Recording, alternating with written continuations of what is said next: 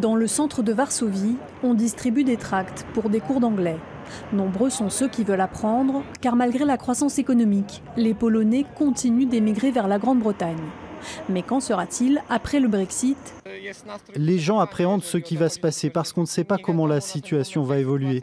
On ne sait pas à quoi vont aboutir les négociations entre l'Union européenne et la Grande-Bretagne. Pour la plupart des leaders européens, la Grande-Bretagne ne doit pas avoir accès au marché de libre-échange si elle entrave la liberté de mouvement.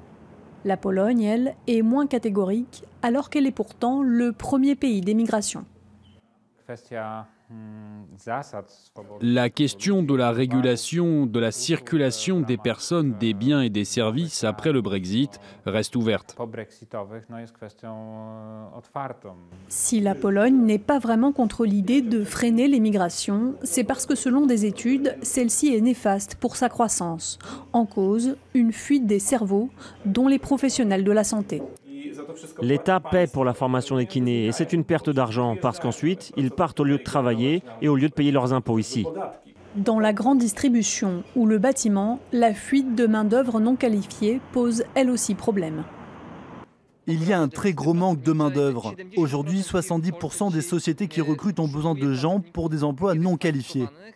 1 million d'immigrés ukrainiens travailleraient en Pologne, mais il ne suffirait pas à combler ce manque.